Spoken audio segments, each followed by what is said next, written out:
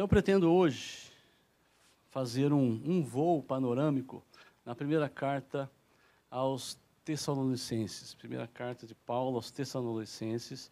Nós não vamos estudar um texto específico, vamos olhar toda a carta. Vamos lidar também com algumas questões introdutórias. Parece até muitas informações aqui, teórica, mas ela é relevante, importante para um estudo correto das Escrituras. Então, uma primeira pergunta: Tessalônica, que cidade é essa? 350 anos antes de Cristo, a filha do rei Filipe II nasceu.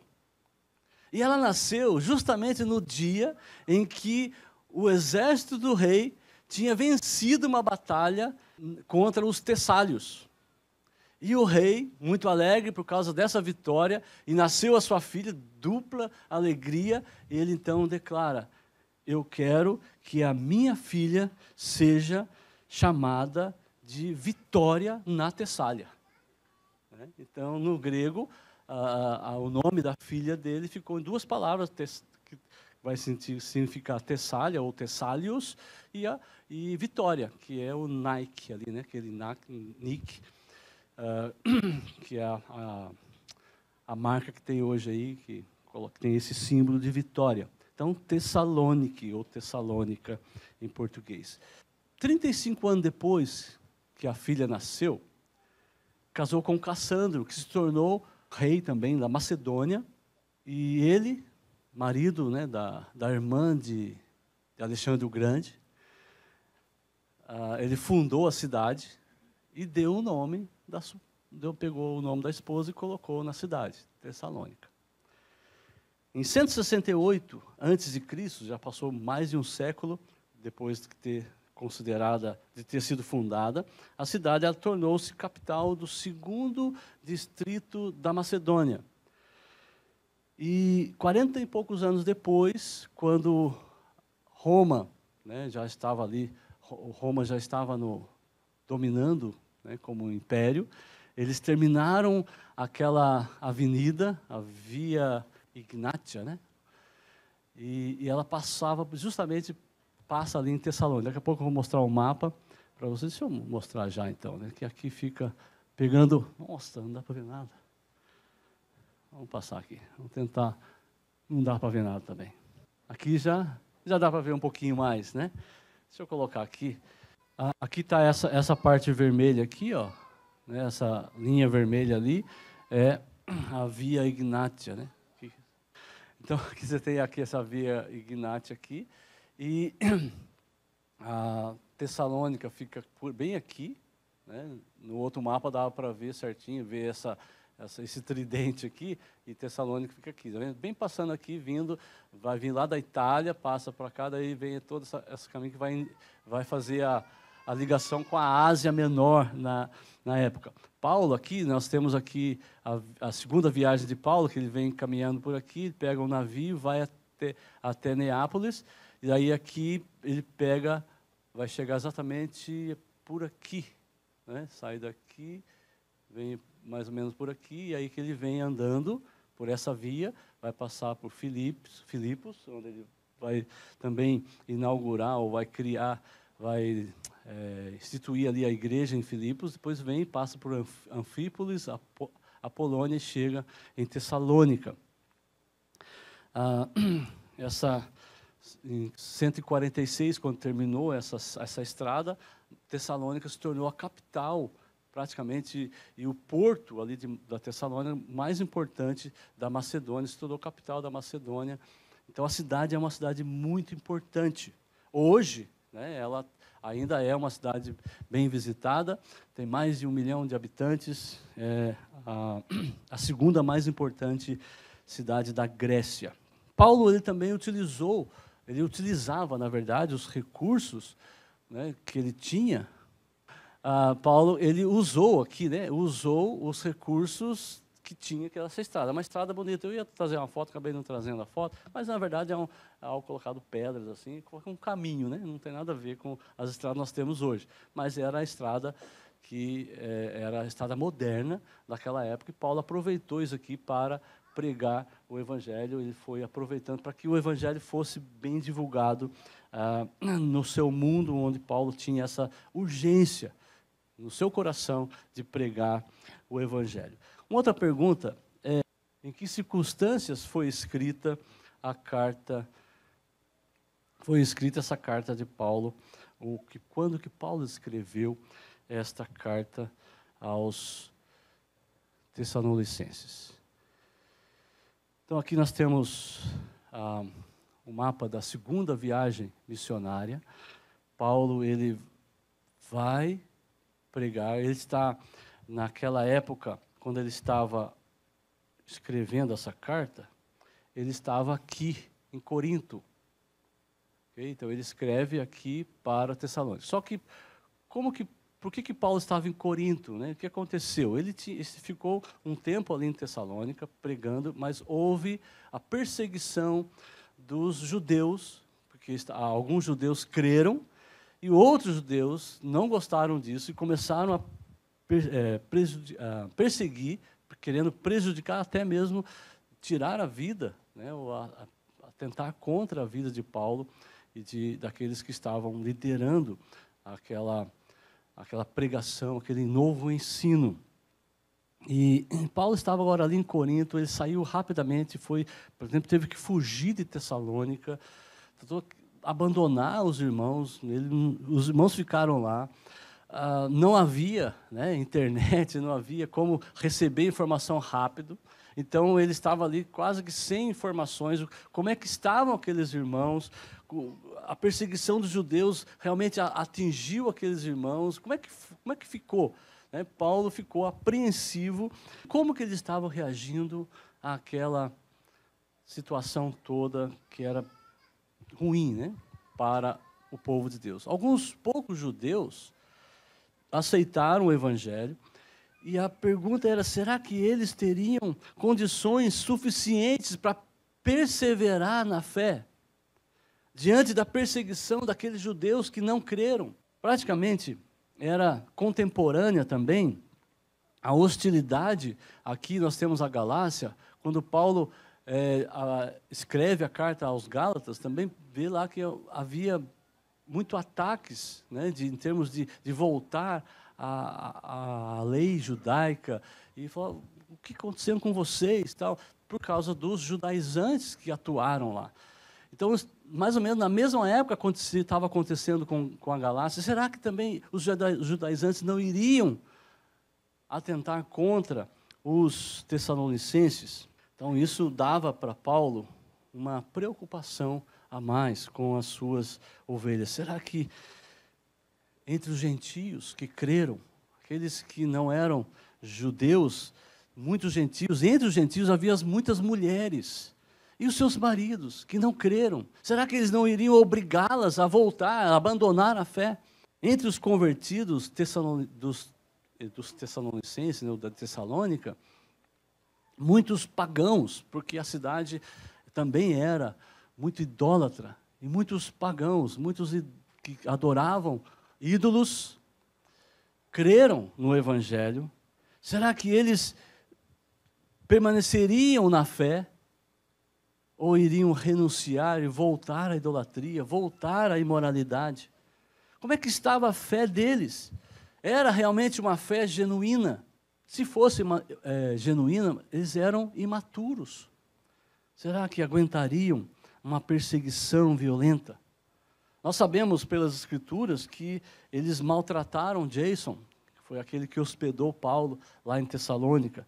E alguns irmãos também, outros que estavam lá na sinagoga, também foram maltratados, até mesmo diante das autoridades, chamados politarcos, porque a cidade era uma cidade importante, praticamente era como se fosse Roma também, uma cidade independente, uma cidade livre ali. Os irmãos conseguem perceber a tensão? Eu sei que não dá para me entender plenamente o que estava passando, toda aquela pressão na vida de Paulo, aquele contexto de perseguição. Mas será que nós podemos, pelo menos, imaginar um pouco daquele contexto? Aqueles que estavam sendo perseguidos somente porque creram no Evangelho. E aqueles que estavam proclamando essa verdade estavam recebendo esta perseguição. Paulo deixou uma igreja praticamente imatura. É como se você estivesse abandonando uma criança. Percebe a tensão ali? Nós podemos, por exemplo, imaginar um pouco a respeito do ânimo, né, e daquele alívio de Paulo quando ele recebeu notícias de Timóteo. Os irmãos abrirem aí, Tessalonicenses capítulo 3, olha o versículo 7 e 8, que diz assim: por isso, irmãos, apesar de nossos sofrimentos e dificuldades, ficamos animados porque vocês permaneceram firmes na fé. Agora revivemos por saber que estão firmes no Senhor. Uma outra versão diz: agora eu vivo. É quase que dizendo assim: agora eu posso respirar tranquilo. Porque Paulo estava, nem conseguindo respirar por causa da preocupação com a fé, com a reação, como que aqueles irmãos estavam. E Paulo agora sim, eu posso respirar. Eu vejo que vocês, estou recebendo notícia aqui, Timóteo veio falar de vocês. Paulo então respira aliviado.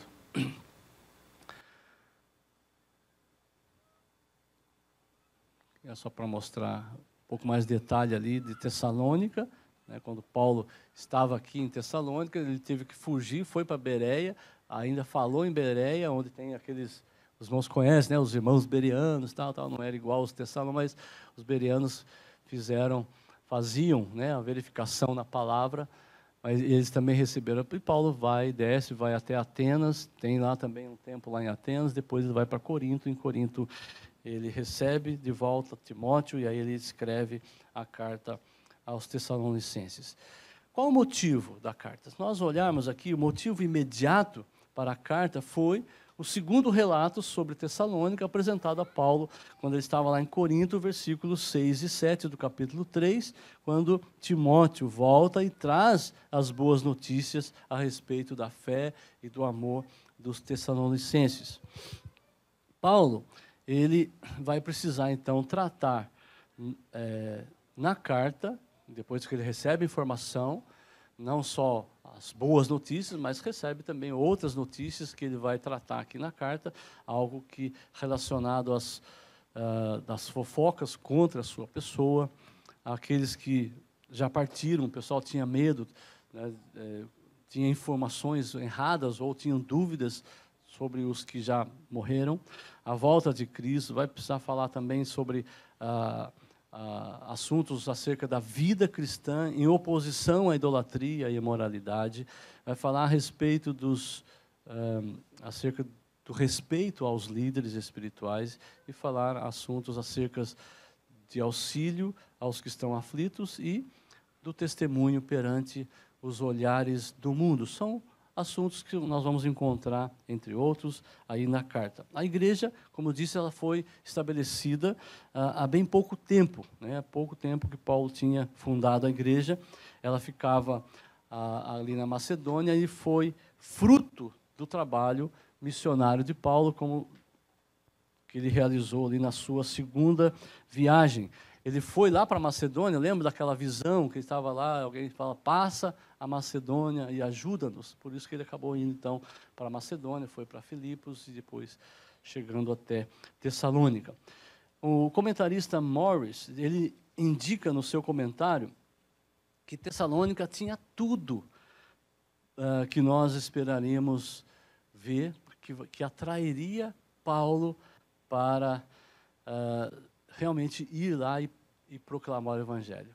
Porque Paulo, nós sabemos, né, dos seus métodos missionários, e a cidade, como já disse, era o centro, era importantíssimo, né, na administração ali do Império e do comércio de Roma, de maneira que Paulo, ele via ali, era muito assediado, muitas pessoas entravam e iam, então era uma chance de pessoas passarem ali, conhecerem o Evangelho e ir para outros lugares do mundo.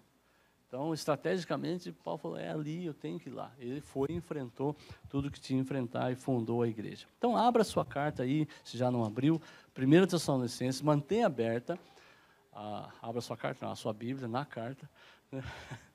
E mantenha aberta, nós não vamos ler um texto específico, vamos estar vendo alguns textos em todos os capítulos ao longo da nossa exposição aqui. Primeiramente, observe aí o versículo 3 do capítulo 1.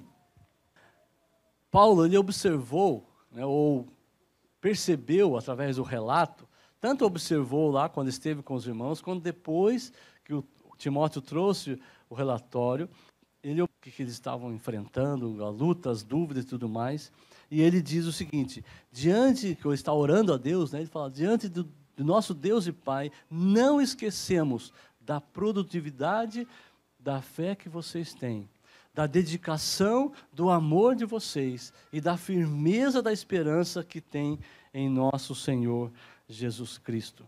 Então temos 3 palavras-chave aí, fé, amor e esperança. Paulo lida muito com essas 3 palavras nas suas cartas, né, se vocês observarem aí. O tema, então, do livro, eu diria que é esse, a fé e amor trabalham a santificação com esperança, trabalham essa vida dinâmica, essa vida que nós precisamos expor, que Deus nos deu e nós podemos expor de tal maneira que ela saia de nós como rios de água viva. E essa fé e o amor vão trabalhar essa vida, essa santificação, esse estilo de vida com a esperança na volta de Jesus. Essa dádiva divina da fé, que salva o pecador e também concede de esperança, inicia o progresso da vida cristã. Então, você quer ver como que você precisa orientar os seus filhos, o seu irmão em Cristo, aquele que você tem proximidade, estude essa carta. E você vai ver aí o progresso da vida cristã. Como que a sua vida cristã pode progredir? Como que a vida cristã progride? Primeiramente, você tem que pensar num começo, né, no início. E onde que inicia a vida cristã? Começa com Deus. Versículo 4. Olha lá. Versículo 4 diz assim, sabemos, irmãos, que Deus os ama e os escolheu. Só isso, né? O texto diz aí. Então, a vida, ela começa com Deus. A iniciativa é de Deus. É Deus que é a vida. E a vida só vai ser repassada. Não tem como a morte ir atrás da vida, porque a morte está morta. A vida é que concede vida àquele que não tem vida. Então começa com Deus. Ele nos concede a fé, né? O irmão leu aqui a respeito que a fé é um dom de Deus, é pela graça que nós somos salvos. A vida é dada a nós por meio da fé. Então a fé vem pelo ouvir da palavra. Versículo 6 diz assim,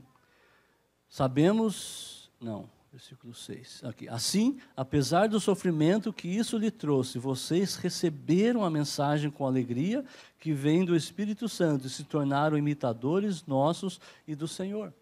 Então, nós recebemos a vida dada por Deus. Eles receberam a palavra com alegria que vem do Espírito Santo. É uma outra forma de dizer que eles receberam essa vida.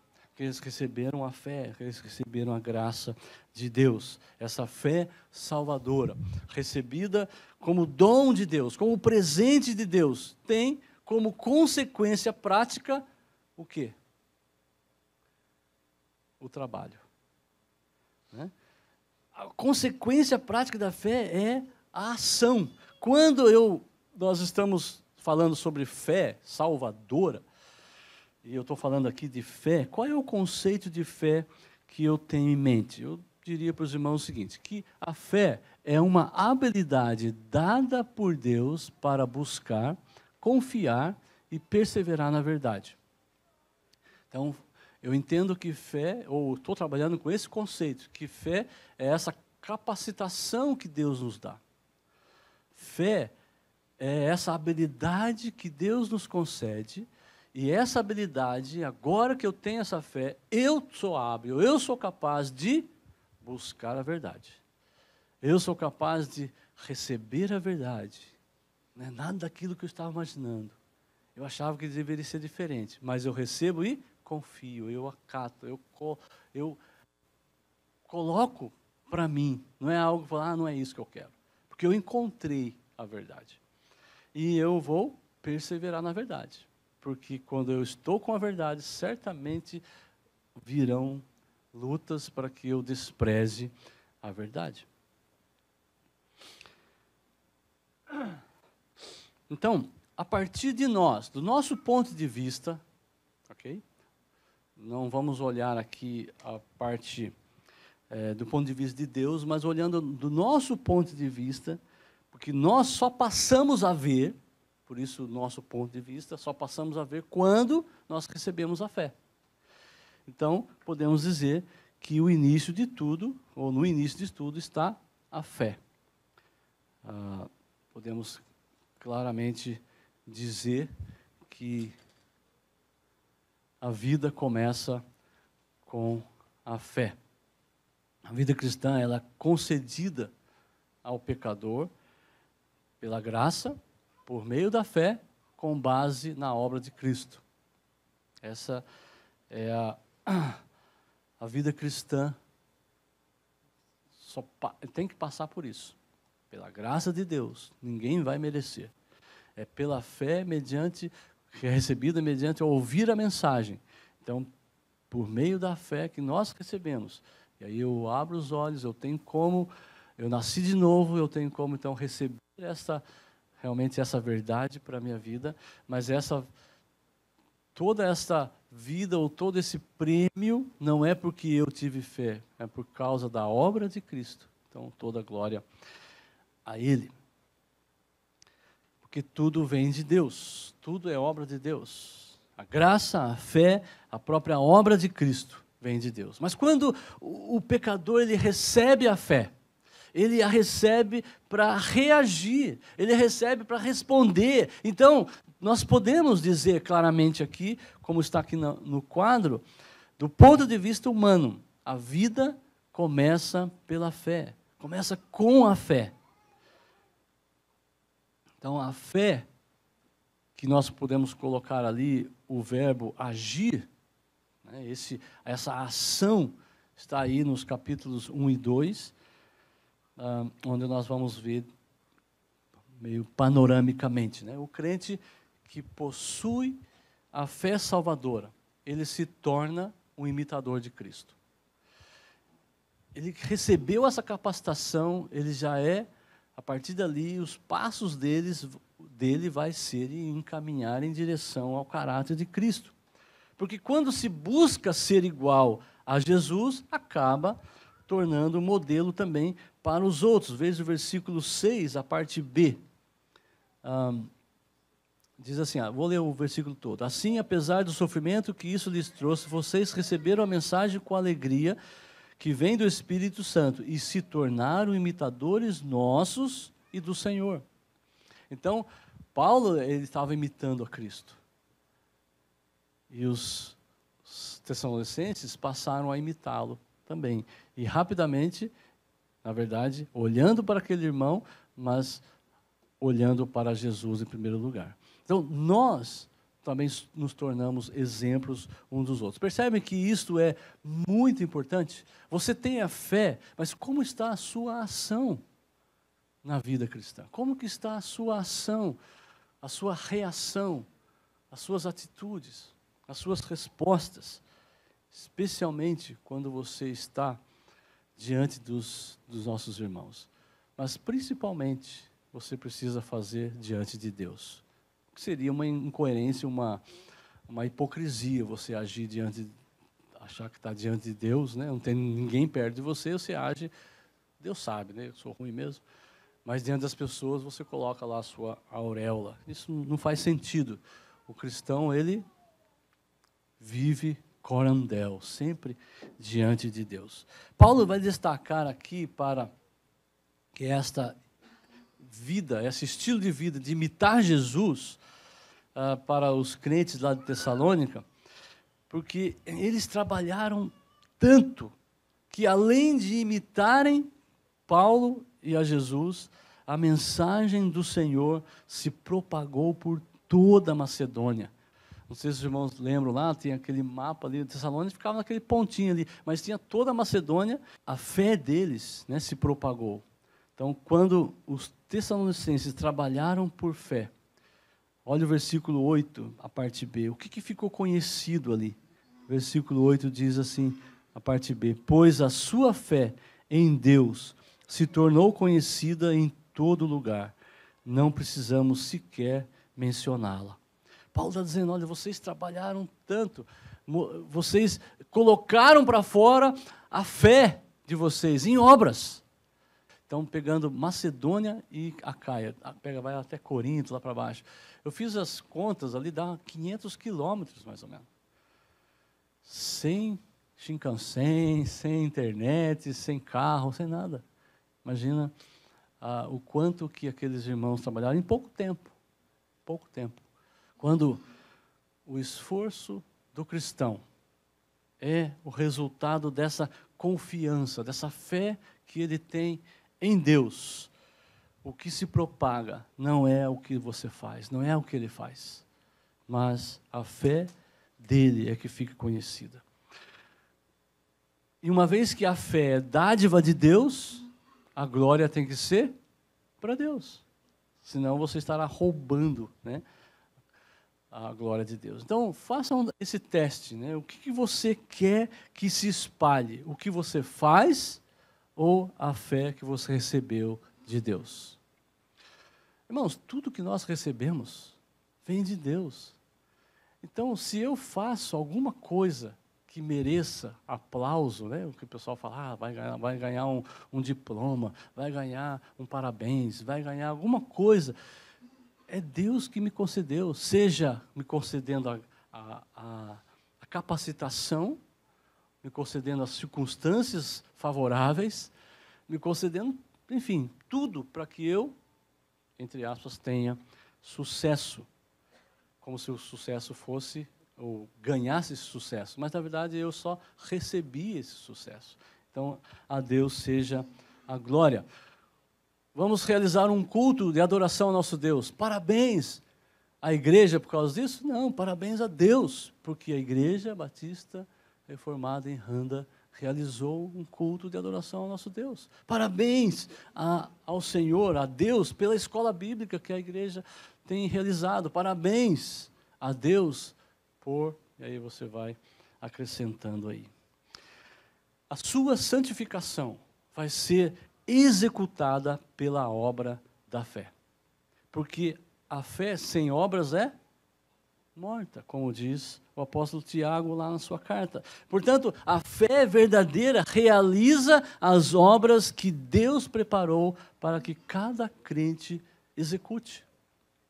Embora nós vamos ser os executores da obra, mas não puxe para você o valor, toda a causa, porque você não é causa nenhuma. Essa obra de fé, ela vai se mostrar nos atos que o crente serve ao próximo, quando ele vai servir ao seu irmão como servindo ao Senhor.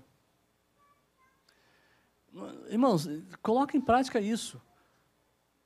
Eu recebi algo.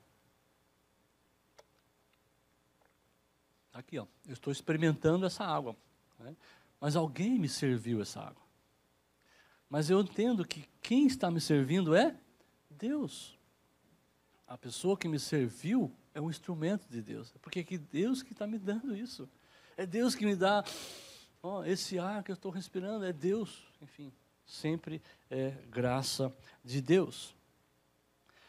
Por isso que quando você vai servir alguém, você deve servir sem buscar reconhecimento. Reconhecimento humano. Nem sequer pagamento humano, porque você deve servir de maneira gratuita, com graça também. O texto diz que os tessalonicenses obtiveram a fé para servir a Deus e aguardar Jesus. Então, a recompensa fiel virá com o Senhor. Eles vão servir ao Senhor, mas, olha lá o versículo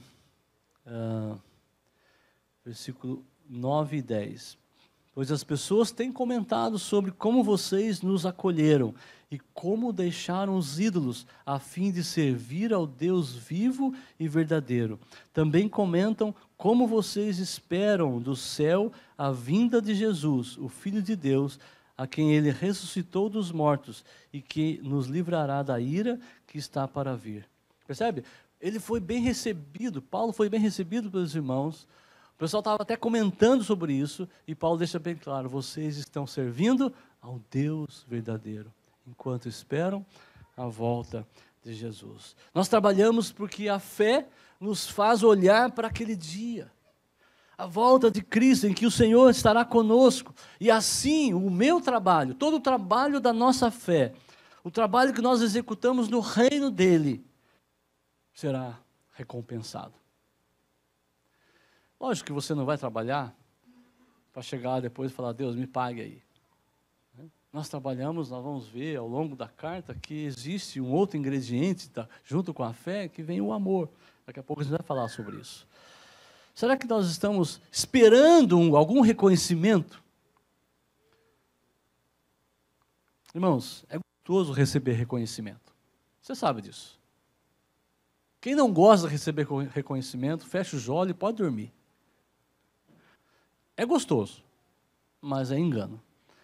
Aprenda a lidar com isso. Se você exige que as pessoas lhe deem obrigado, reconheçam o que você faz, aprenda a lidar com isso. Trabalhe, execute a sua obra, que Deus preparou, Ele quer usar você, mas mesmo que a pessoa, entre aspas, pareça ingrata, faça. Porque se você está buscando reconhecimento, você não está fazendo nem por fé, nem com amor.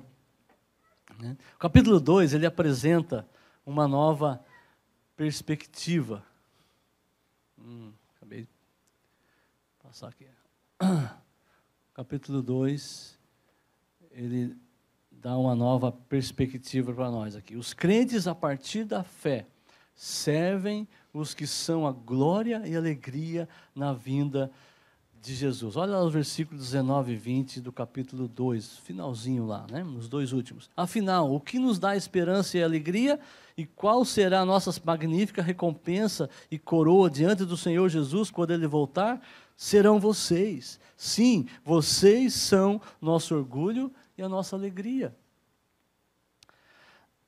Paulo demonstra aqui que todos os obstáculos, todas as dificuldades, toda a oposição que ele estava recebendo não foram suficientes para impedir o trabalho da fé para com aqueles irmãos.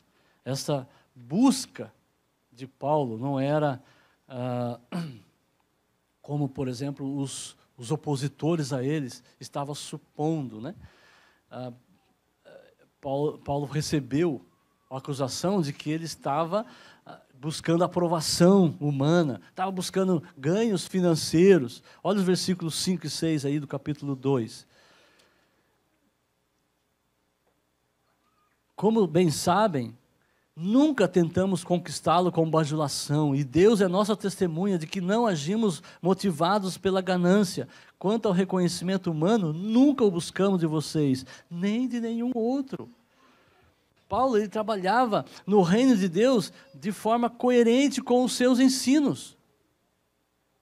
Na primeira carta de Paulo aos Coríntios, Paulo diz o seguinte: se anuncio o evangelho, não tenho de que me gloriar, pois sobre mim pesa essa obrigação, porque ai de mim se não pregar o evangelho. E aqui, mais uma vez, Paulo está demonstrando isso, que lá em Tessalônica ele também agiu dessa forma, esteve com eles, mesmo não recebendo sustento da parte deles. Paulo apresentou o Evangelho, exortou eles, aqueles que estavam crendo, recebendo o Evangelho, exortou a viverem uma vida santa. Versículos 11 e 12. E sabem que tratamos a cada um como um pai trata seus filhos. Aconselhamos, incentivamos, insistimos para que vivam de modo que Deus considere digno, pois Ele os chamou para terem parte em seu reino e em sua glória. Ele também nos ensina que nós precisamos atentar para uma coisa. Olha aí, versículo... de novo aqui o versículo 19 e 20, né? Acabei de ler para os irmãos, mas eu gostaria de frisar aqui duas coisas. Nesses dois versículos, eu entendo que quando eu sirvo ao meu próximo, esse meu próximo se torna a minha glória e a minha alegria na vinda de Cristo Jesus.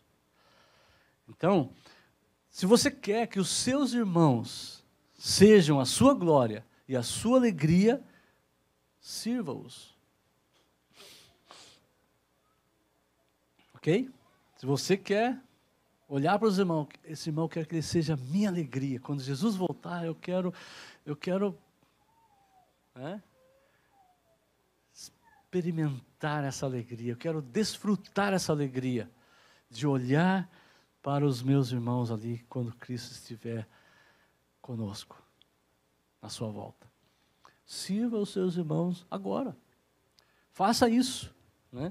Esta firme confiança em Deus nos faz servir, em primeiro lugar, olhando para aquele dia, a volta de Jesus, em que nós vamos receber o livramento pleno da ira.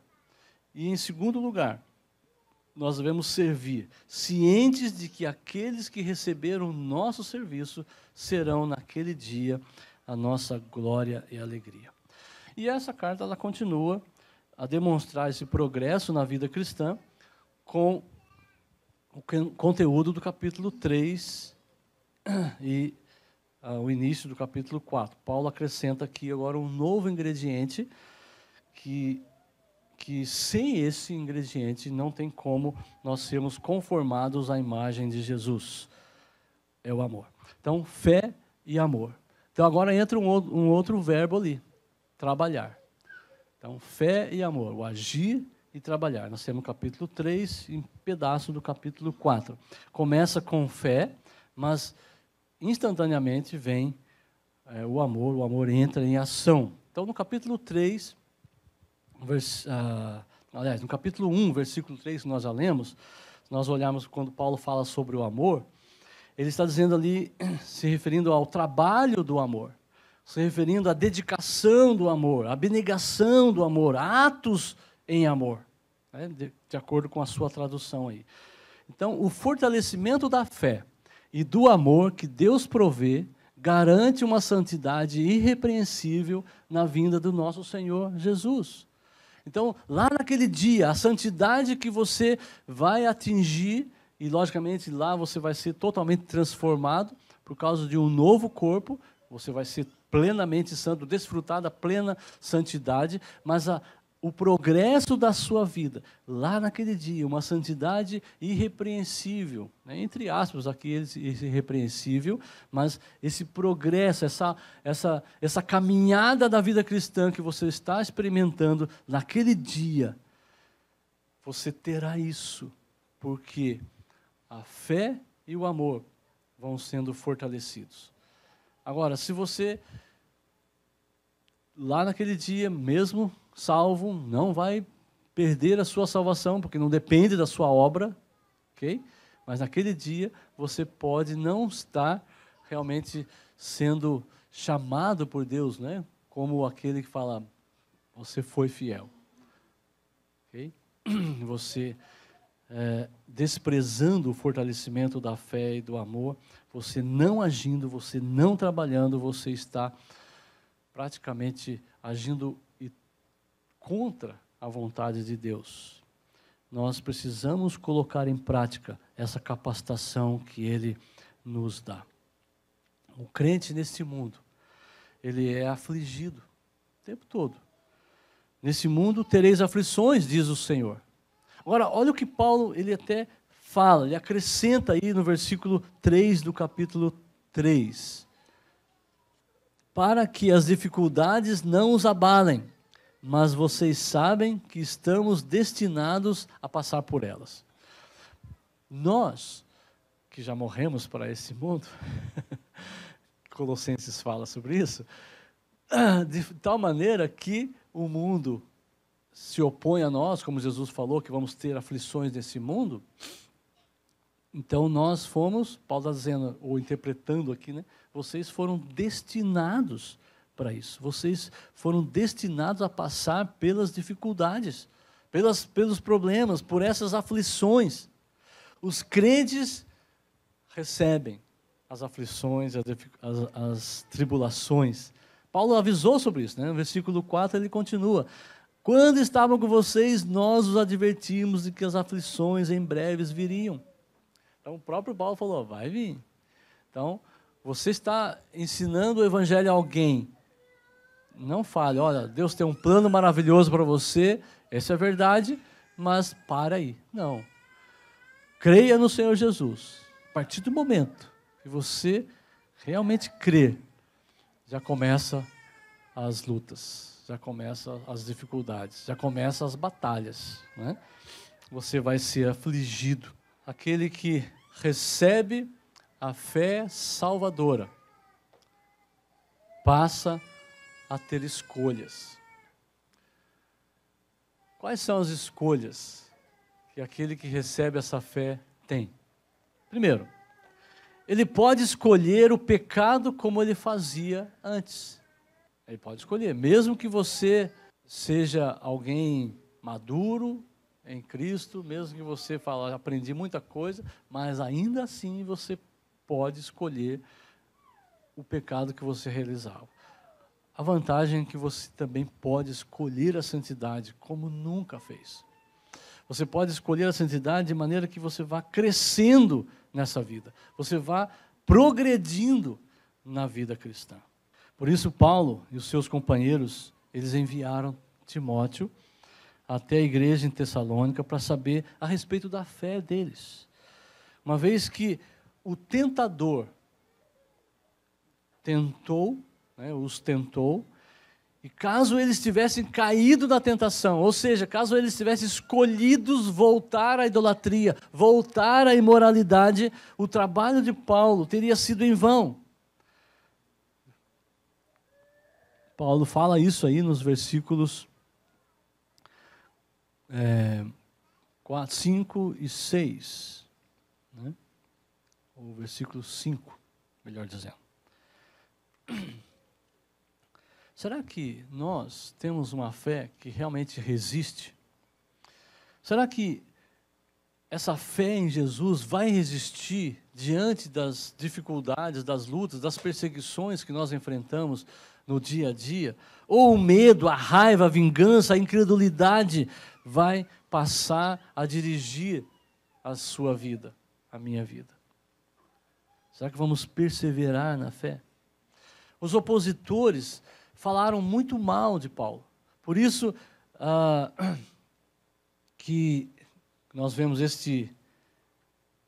essa informação ali no capítulo 2, que já mencionamos, de tal maneira que Paulo ele foi acusado falsamente de alguém que não tinha autoridade para orientar e trazer realmente uma notícia ou trazer uma informação, uma orientação que fosse plausível para alguém que tem a fé verdadeira. Mas Paulo, quando recebe essas notícias que chegaram ali de Timóteo, versículo 6, mesmo assim, apesar de ter sido falsamente acusado, Paulo apresenta para eles, embora as boas notícias eram, eles permanecem firmes na fé, eles permanecem firmes no amor. Mesmo que os opositores tenham falado mal de você, mesmo que os opositores tivessem feito toda a propaganda negativa, Timóteo diz, Paulo, eles continuam firmes. Eles até querem ver você. Eles até estão pensando em um jeito de encontrar com você. Paulo, mesmo recebendo essas boas notícias, Paulo escreve e mostra para eles que eles ainda têm a necessidade de fortalecer a fé e aumentar o amor. E aqui Paulo está ensinando um princípio muito importante. Importante para o corpo local, importante para a igreja, importante para essa comunidade de irmãos em Cristo. Quando Paulo diz lá no versículo 10, para suprir o que falta à sua fé, ele está dizendo que acrescentar, aumentar a fé é uma obra humana. Olha o versículo 10. Não sei se eu coloquei aqui. Acho que eu tenho aqui. Ó. Oramos noite e dia, com o máximo empenho, para que possamos ir vê-los pessoalmente e suprir o que ainda falta à fé que vocês têm. Parece-me que, se pegar só esse texto, né, e tirar do contexto, a impressão é que Paulo tinha poder de suprir a eles o que falta na fé. Deus não foi suficiente, Deus deu a fé, mas Paulo precisava suprir, colocar algo ali. Será que a pergunta é, né, será que suprir, nós podemos fazer algo, humanamente falando, para suprir a fé do nosso irmão? Nós somos uma igreja local. Qual é o princípio aqui que nós podemos tirar para nós? Olha lá o versículo, colocar aqui o versículo Romanos 11, 12, para a gente entender o que Paulo está dizendo ali em Tessalonicenses. Romanos 1, 11, 12 diz, anseio vê-los, Paulo falando aos romanos, a fim de compartilhar com vocês algum dom espiritual para fortalecê-los, isto é, para que eu e vocês sejamos mutuamente encorajados pela fé. E em 2 Coríntios 1, 24, ele diz, isso não significa que queremos controlar vocês, dizendo-lhes como exercer a sua fé. Nosso desejo é trabalhar com vocês para que tenham alegria, pois é pela fé que permanecem firmes. Nós, na verdade, somos cooperadores de Deus. Quando você cresce, quando o nosso irmão está crescendo, eu posso ser um cooperador no crescimento da sua fé, da sua vida cristã. Mas a obra, o crescimento em si é obra de Deus. Irmãos, vocês são instrumentos de Deus na minha fé, o aumento da minha fé. Mas Deus realiza a obra. Judas, o irmão de Jesus, ele também disse algo interessante. Aquele que é poderoso, está falando, referindo-se ao Senhor, para vos guardar de tropeçar e apresentar-vos irrepreensíveis, com alegria perante a sua glória. Está bem claro aí, é Ele que vai guardar vocês de tropeçar e de apresentar. Agora eu posso ser instrumento na vida do meu irmão. Você pode ser instrumento da minha vida. Então a minha santidade, a sua santidade é uma obra de Deus, mas nós somos responsáveis pelas decisões contrárias.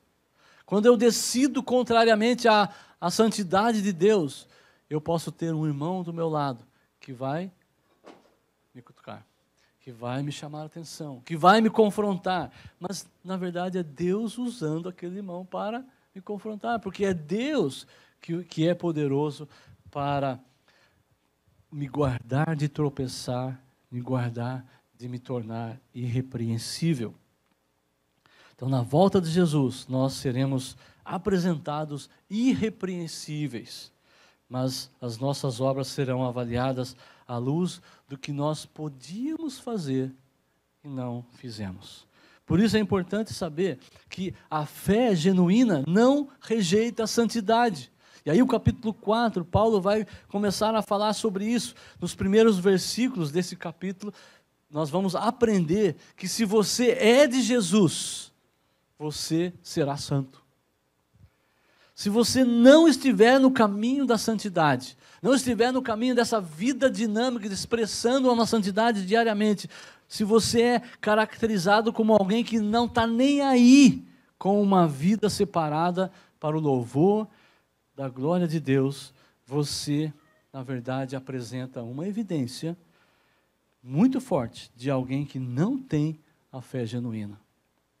Não dá para a gente julgar imediatamente, mas a evidência vai se tornando forte e isso permanecer. Então, não é culpa de um incrédulo, por exemplo, ele não ser santo. Você não pode acusar o incrédulo de não viver a vida cristã. A culpa dele é estar indo para o inferno, como diz aqui João 3,36. Por isso, quem crê no Filho tem a vida eterna, mas quem se mantém rebelde contra o Filho não verá a vida. Quer dizer, quem não crê nele não vai ver. Sobre ele permanece a ira de Deus. Ele é responsável por não crer. Avançando um pouquinho mais, capítulo 4, ainda nos versículos 9 a 12, o amor genuíno não rejeita o serviço santo. Ou seja, o amor genuíno, ele acompanha a fé genuína, como eu já disse lá no início, e uma vez que a fé é o começo de tudo, nós recebemos de Deus, e o amor genuíno, ele vai sendo demonstrado no serviço santo. Pergunto a vocês, o que é contrário de servir o próximo com amor? Em amor.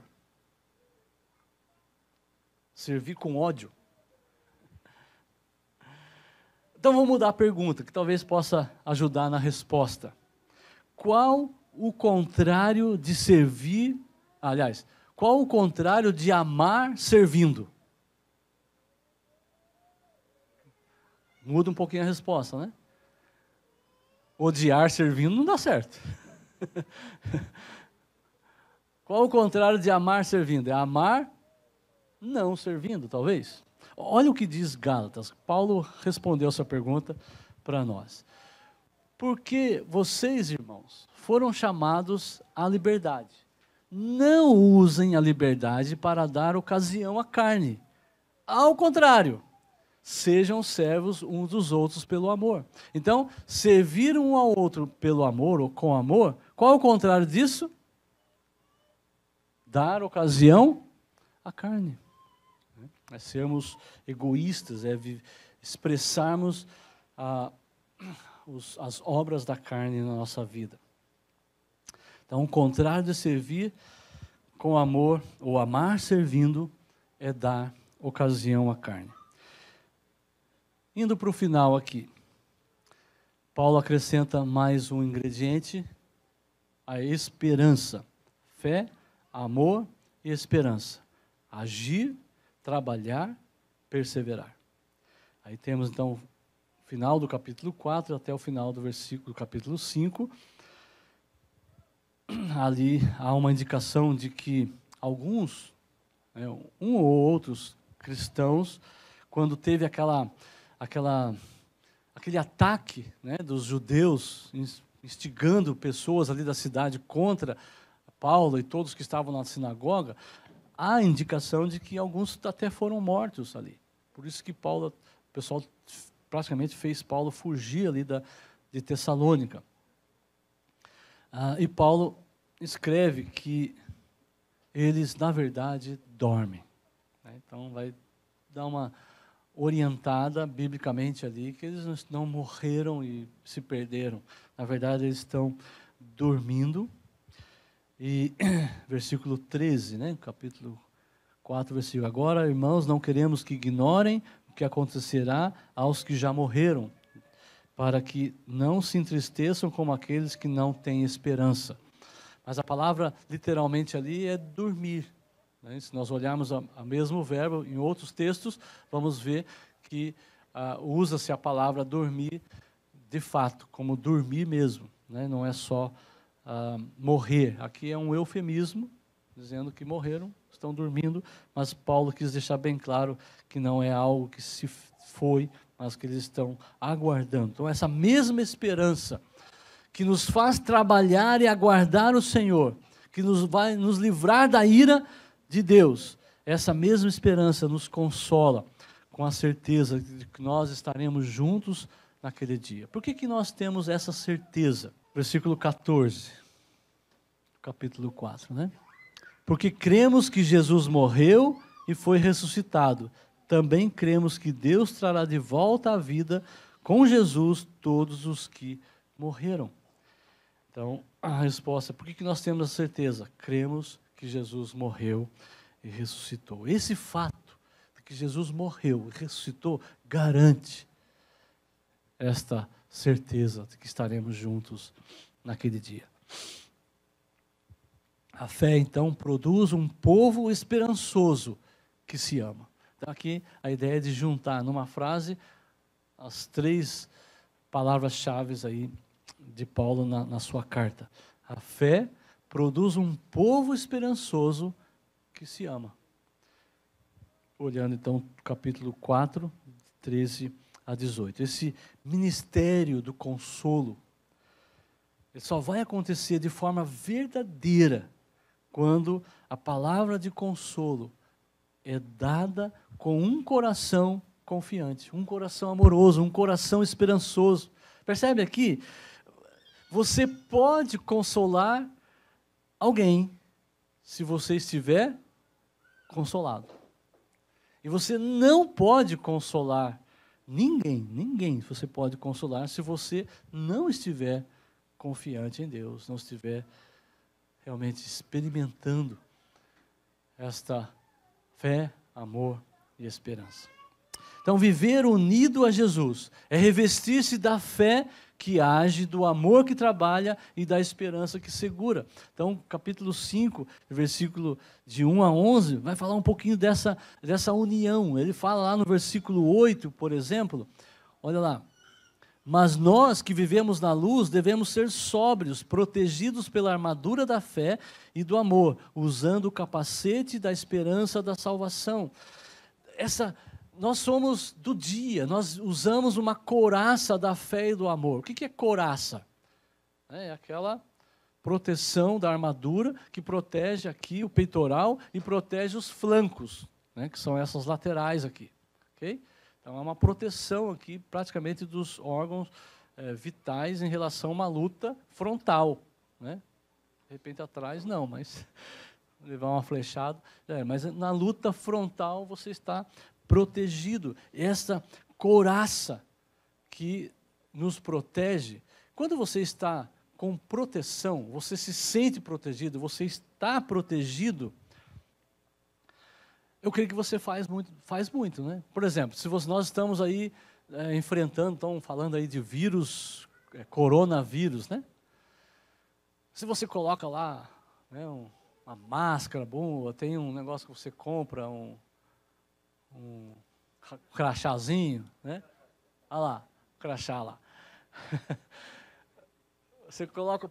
Você chega, cadê o coronavírus? Né? Você chega lá todo confiante, né, para enfrentar ali, não tem problema nenhum. Mas se você não tem, você já tem que recuar. Isso no seu trabalho, se você está bem protegido, você vai lá e trabalha. Se o negócio está sem luva, tal, vai pegar algo quente ou algo que possa cortar, você tem um certo receio, vai pegar com todo cuidado.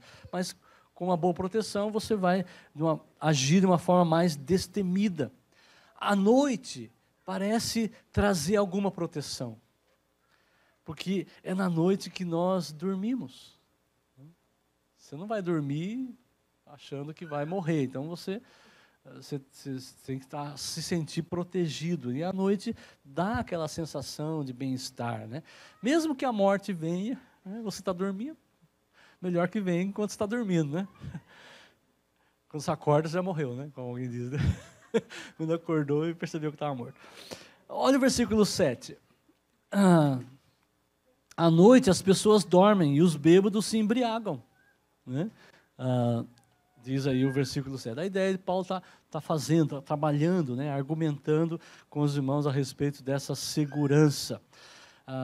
Os bêbados bebem e ficam bêbados na noite porque acham que estão protegidos. Pelo menos não estão tão expostos aí durante o dia que dá para ver que eles estão bêbados, né? Mas nós somos do dia. A fé e o amor são dons que precisam ser expostos, não da noite. Não é ficar escondido, esconder a sua fé, esconder o seu amor. Nós somos no dia. Quando nós deixamos de agir, deixamos de trabalhar na obra do Senhor, nós estamos praticamente escondendo a fé e o amor. Quando nós trabalhamos com o capacete da esperança da salvação, que também é um equipamento, né, que vai nos dar proteção, para fazer o trabalho do Senhor sem nenhum impedimento, sem nenhum receio. Então, viver a vida servindo é estar unido ao Mestre, que nos serve com a sua justiça. Olha o versículo 10, olha o que ele fez por nós. Cristo morreu por nós, para que, quer estejamos despertos, quer dormindo, vivamos com Ele para sempre.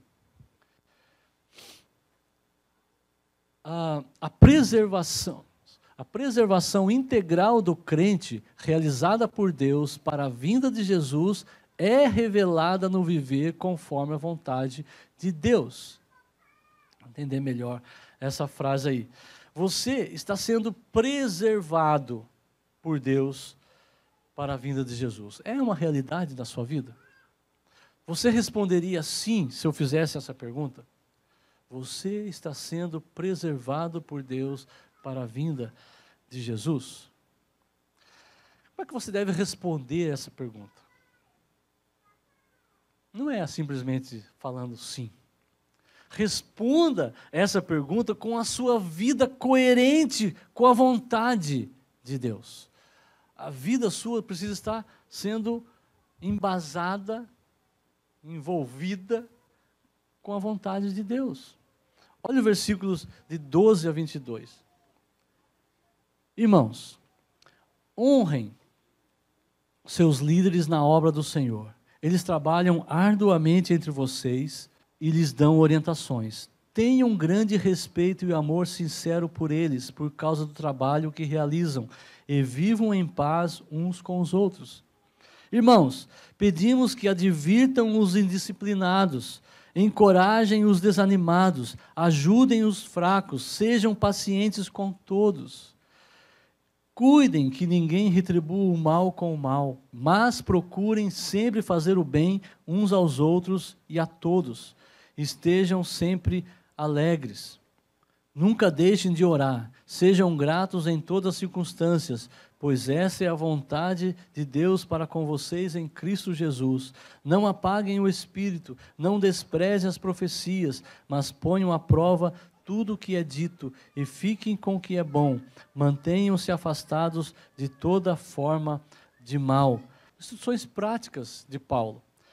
Paulo oferece aos Tessalonicenses e oferece a nós. Eu espero que poder estudar com os irmãos esta carta e creio que nós podemos ser encorajados a experimentar diariamente o progresso da nossa vida cristã. A vida de Cristo em nós. O progresso da vida cristã é assim. Começa com fé, logo já se decide pelo amor. O amor é consequência imediata da fé e a esperança mantém tudo ligado, tudo operante. Entenderam? Deixa eu dizer com outras palavras. Se a fé que você tem é uma fé genuína, você vai considerar importante ser conformado ao caráter de Jesus. Você vai considerar importante o que a palavra de Deus diz. Você considera relevante a vontade de Deus. E você vai dar atenção para o que a palavra de Deus afirma. Nós aprendemos hoje que o amor acompanha a fé. A esperança na volta de Jesus, na prática, se transforma num desejo de que Ele venha logo. Por isso, o amor e a fé serão a cada dia mais exposta em relação a todos que estão à nossa volta. Eu não posso dizer que quero que Jesus volte se eu não servir os meus irmãos. Eu não posso dizer que eu tenho a fé se eu não servir aos irmãos. Eu não posso dizer que amo, que tenho o amor de Deus e que amo a Deus, se não amar os meus irmãos, servindo-os. E não dando ocasião à carne. Vamos orar. Pai, nós agradecemos ao Senhor, suplicando a Ti que nos faça, de fato, afirmar com a nossa vida que amamos ao Senhor, que recebemos essa fé e temos essa fé que nos capacita a responder à Tua palavra de forma fiel, aguardando e desejando a volta de Jesus, desejando de fato experimentar essa eternidade que o Senhor nos promete na Tua palavra. Ó Deus, ajuda-nos a servir aos nossos irmãos, entendendo que somos instrumentos do Senhor na vida deles. Ajuda-nos, ó Deus, também a olhar para esses irmãos que nos servem como mão do Senhor, bondosa do Senhor sobre nós, que nós possamos receber toda a ajuda e sermos gratos ao Senhor e gratos à vida deles, porque isso louva, isso agrada, isso glorifica ao Senhor. Nós te louvamos, agradecidos somos pela Tua palavra, em nome de Jesus. Amém.